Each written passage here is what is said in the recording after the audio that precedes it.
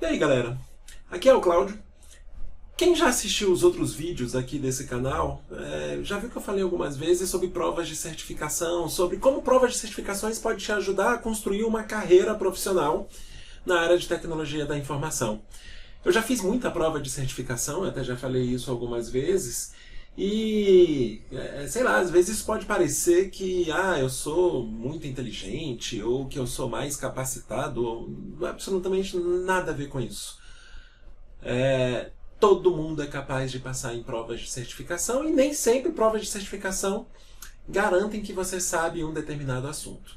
Tá? Então, eu faço como uma forma de estudo, mas elas não são garantias por si só de que uma pessoa certificada domina aquele determinado assunto. Também já falei sobre isso aqui em outro vídeo.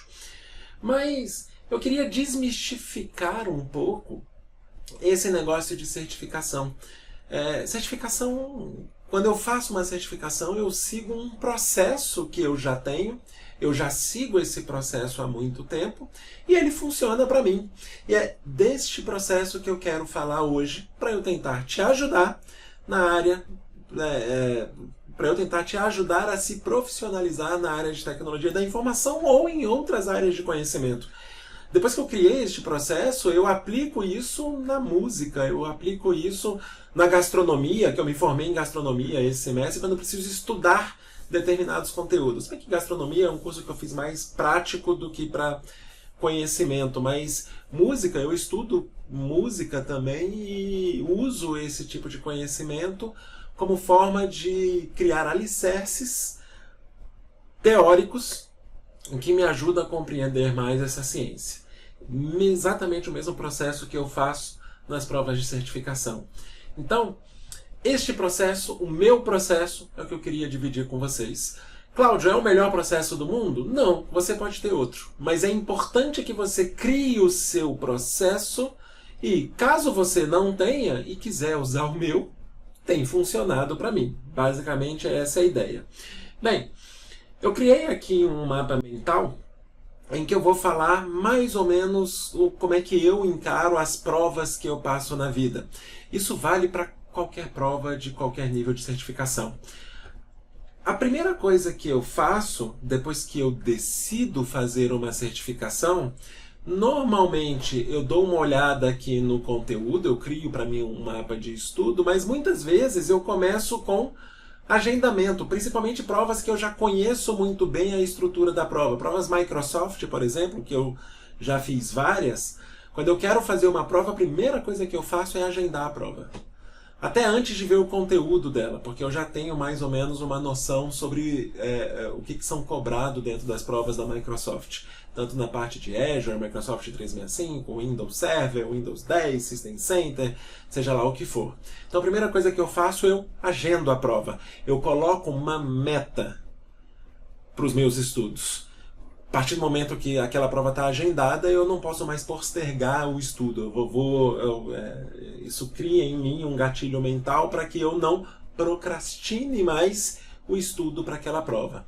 A partir desse momento, eu tenho, sei lá, 30 dias para estudar para uma prova qualquer.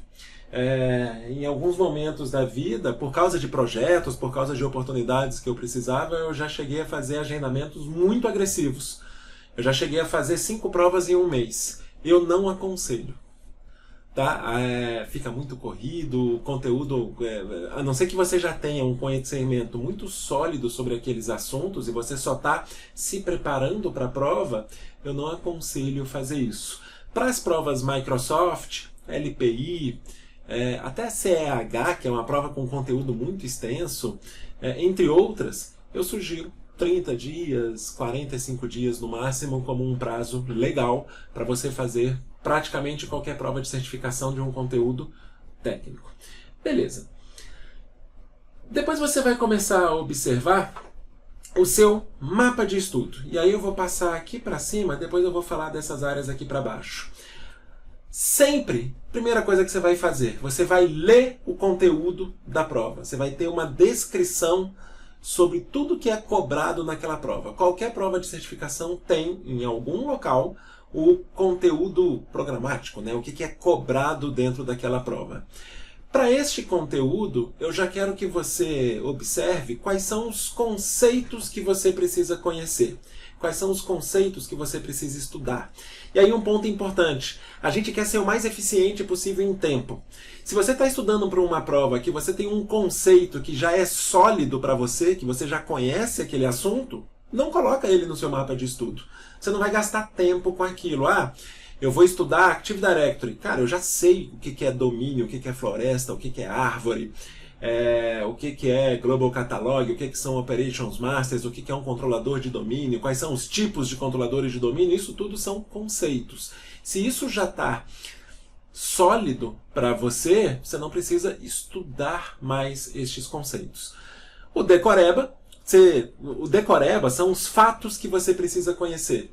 E isso, na própria descrição das provas, muitas vezes você já consegue ter ali pontos que você precisa decorar mesmo, e às vezes você precisa ir alimentando esses pontos enquanto você vai estudando. Então, eu dei o exemplo do Active Directory. Por exemplo, quais Operations Masters são de florestas? Quais são de domínios?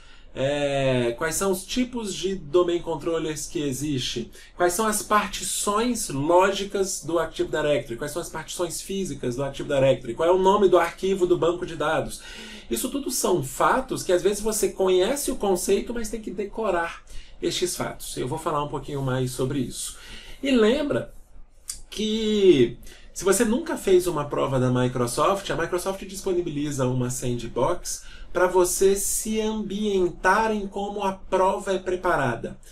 Tá? Isso tem lá no site da Microsoft, você encontra isso fácil. É uma sandbox genérica que você conhece, questões de múltipla escolha, como é que é o formato, quais são as opções em cada tela, você consegue se ambientar para a prova. Caso você nunca tenha feito uma prova Microsoft, é interessante você conhecer. E aí, beleza, fez esse mapa de estudo, usa tecnologia, usa o Notion, por exemplo, para você criar esses conceitos que você precisa estudar. Se for possível, já coloca ele dentro de um cronograma. Então, eu vou estudar esse assunto no dia 1, esse assunto no dia 2, esse assunto no dia 3, lembrando de focar nos assuntos que você precisa estudar, aquele assunto que você precisa desenvolver. E aí você vai atrás das fontes de conhecimento. Livro, YouTube, artigo, curso oficial, enfim, material, o próprio MSDN, TechNet, Microsoft Learning. Você vai juntar essas bases de conhecimento, seja ela qual for, seja lá qual for a fonte. E aí uma observação especial, cuidado com esses dumps que tem por aí na internet, que são as provas, as questões das provas que a galera faz dump e disponibiliza na internet. Eu já vi muito caso em que as questões estão erradas. Tá? Então, cuidado em confiar 100% naquilo que, além de ser uma quebra de direito autoral, a pessoa que está disponibilizando aquilo está violando um contrato que ela fez com a Microsoft, muitas vezes não são confiáveis. Então, se você usar, estude aquele assunto para ter certeza que aquela resposta é realmente aquela resposta. Pesquise, não confie nas respostas que acontecem dentro do Brain Dump. E aí vem algumas dicas. Quando eu estou estudando para essas provas Microsoft, eu não sei se isso também acontece com vocês. A retenção de um conteúdo nem sempre é tão fácil. Se você pega um conteúdo, você lê, sei lá, 150 páginas de um livro e vai lendo apenas, a retenção disso ela é muito baixa. Se você assiste um vídeo no YouTube de 1h30, a retenção desse conteúdo é muito baixo. Então, eu criei para mim algumas formas de melhorar a retenção. E isso é maravilhoso, porque recentemente eu li um livro do Scott Young chamado Ultra Aprendizado. E, cara, é um livro, não é nem tão novo, ele já tem um tempo, e ele dá várias dicas sobre aprendizado, sobre técnicas de estudo. E eu vi que muita coisa que ele fala ali eu já usava, eu fiquei muito feliz com isso. Uma das coisas para você melhorar a retenção é você se forçar a lembrar dos conceitos, você se forçar a lembrar daqueles conteúdos que você precisa colocar ali dentro. Algumas dicas para você fazer isso. Quando eu estou falando de conceitos, como o Active Directory, por exemplo, você não vai assistir uma aula que fala o que é floresta, o que é domínio, o que são partições, o que são banco de dados, seja lá quais são os conceitos que você estiver estudando.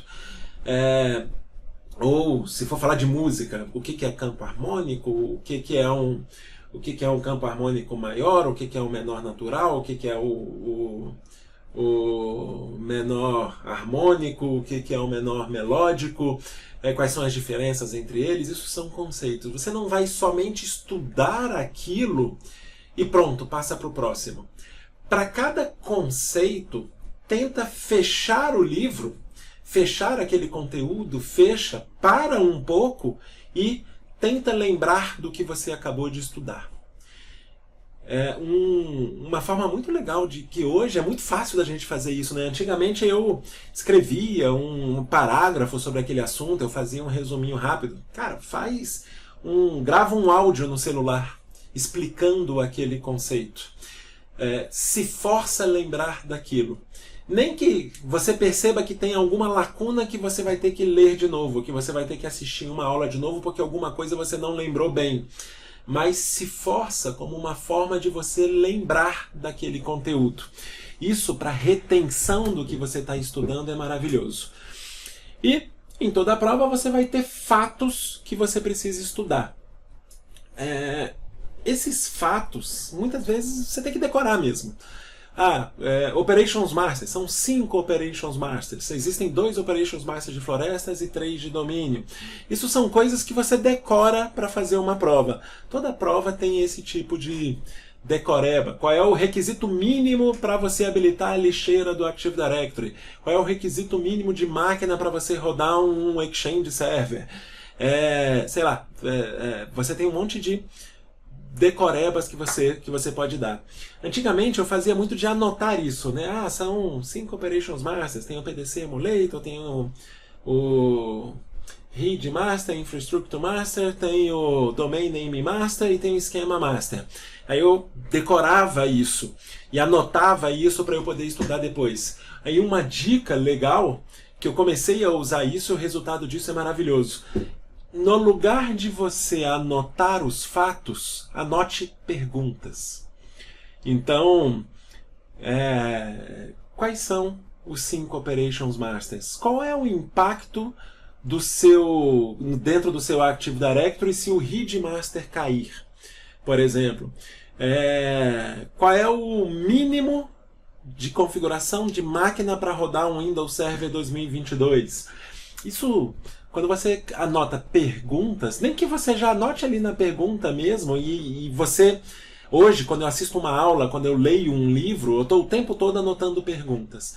Nem que ali, quando eu anotar a pergunta, eu já anoto ali uma referência de onde eu acho esta informação. Mas quando eu vou estudar depois, no lugar de ler notas, que a retenção disso é muito baixo, eu leio perguntas e tento lembrar da resposta. Tem resposta que eu lembro imediatamente. Tem resposta que ali eu preciso me esforçar um pouco mais. E tem resposta que eu realmente não lembro. Aí eu vou atrás da resposta para eu conseguir responder aquilo. Mas isso para retenção é fantástico. Para você se avaliar o que você precisa estudar mais, o que você precisa estudar menos, ele é muito bom. Isso é um exercício diário. Procedimentos. Quando a gente está estudando, esse é um conceito legal também. Conhecimento, ele vem de estudo. Tá? Então, quando eu estou estudando para uma prova, isso me gera muito conhecimento. Habilidade vem de prática. Muitas vezes, para um profissional de TI, essas duas modalidades, digamos assim, habilidade e conhecimento, eles são desassociados. Como assim? Eu já vi desenvolvedores que não sabem nada de teoria da programação. Você pergunta para ele o que é um objeto, o que é um método, o que é uma função, ele não sabe dizer. Mas o cara consegue fazer um programa em Python para executar um determinado procedimento. O cara consegue fazer uma página web bonita. por exemplo, mas ele não tem o conhecimento teórico em cima daquilo. Isso na área de TI é muito comum.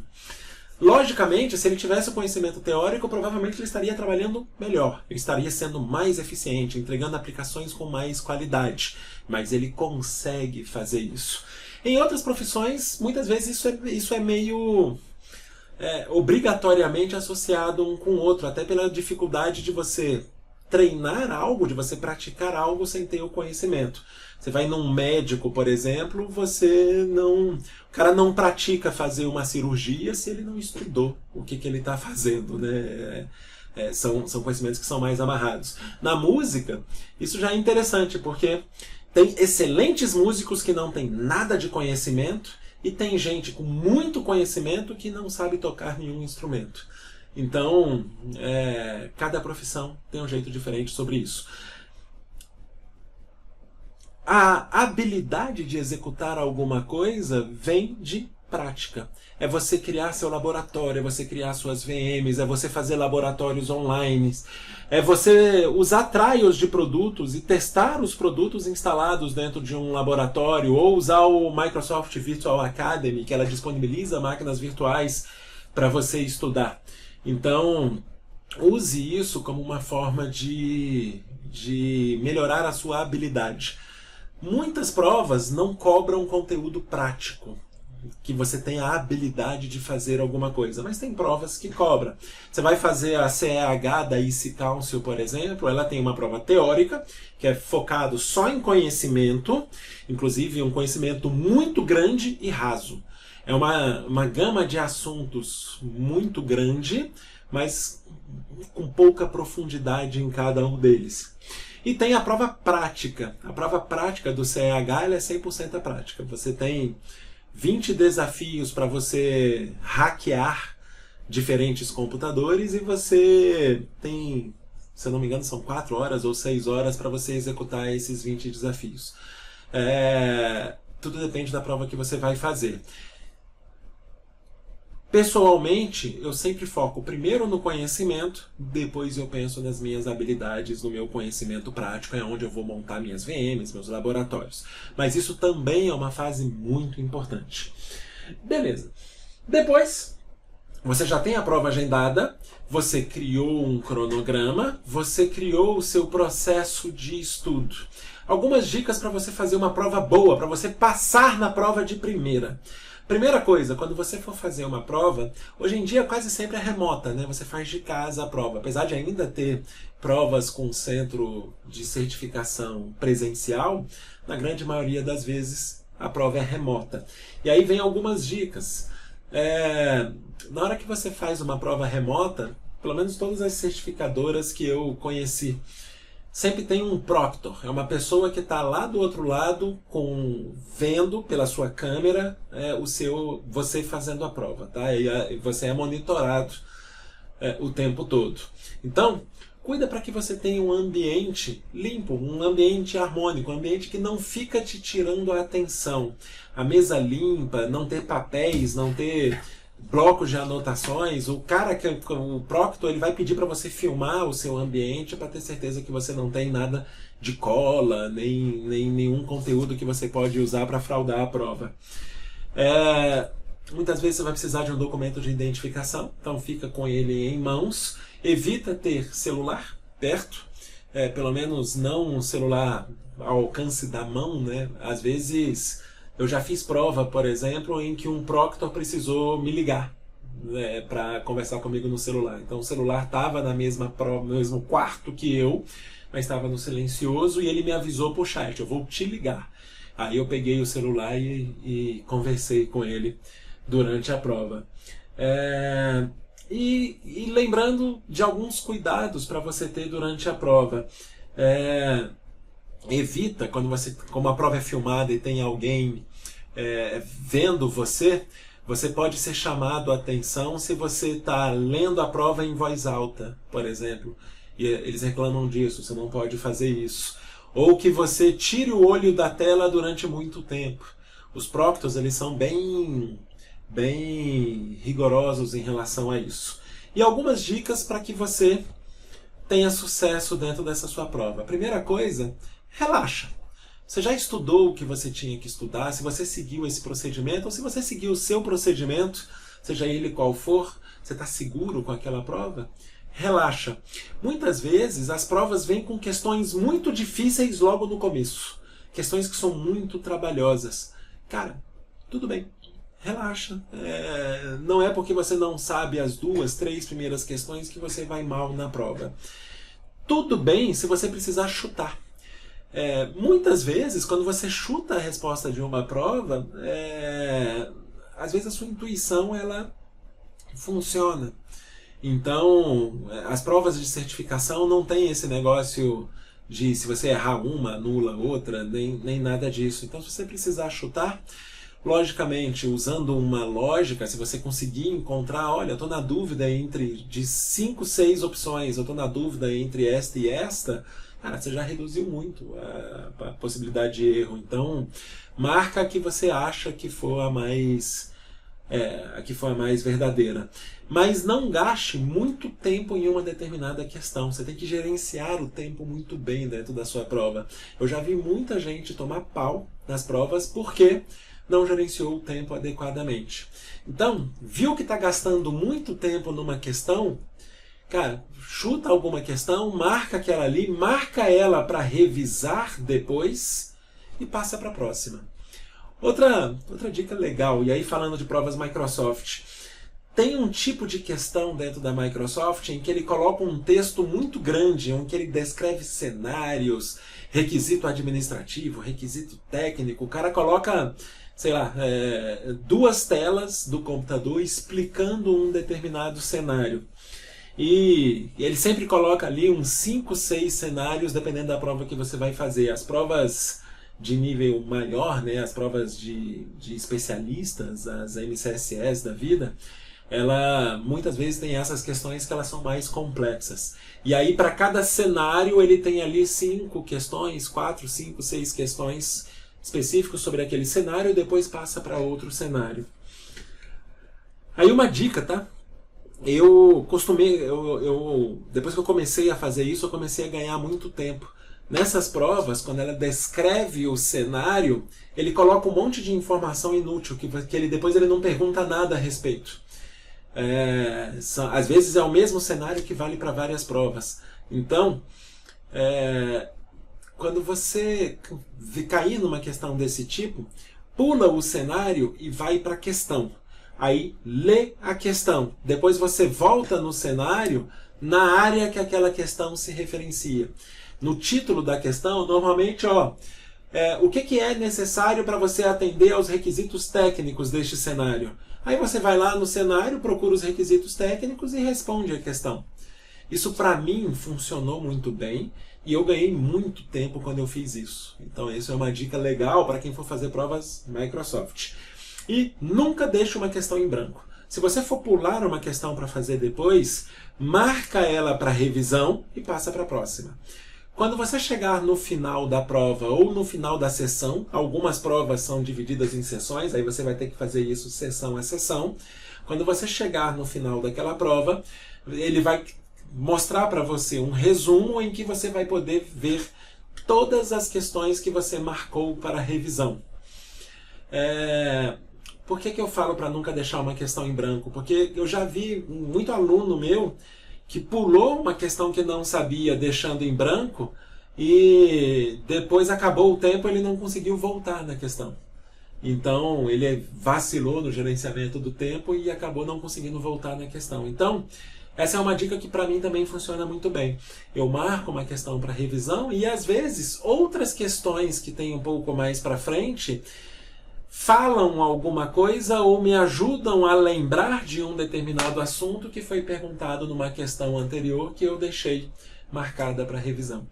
Aí, numa boa, chego lá no final, vejo tudo que tem para revisar, tenho tempo, volto naquela questão, revejo a minha resposta, faço com calma e depois eu passo para a próxima. Então este é o meu processo que eu uso para passar em provas de certificação. Espero que seja útil para você. Se você tiver um processo diferente, se você tem uma dica diferente, comenta aqui embaixo, me ajuda, de repente eu até melhoro este meu processo e no futuro eu faço um vídeo maior. Se você achou alguma dica mais interessante, comenta aqui embaixo também, ou se você discorda com alguma coisa, vamos conversar a respeito. Beleza? Obrigado por me assistir até aqui. Se você gostou do conteúdo, se inscreve no canal. Eu, às vezes, tem muita coisa que eu estou colocando aqui e, às vezes, a postagem é mais espaçada uma da outra, mas quero tentar colocar algo mais frequente para ajudar a comunidade técnica.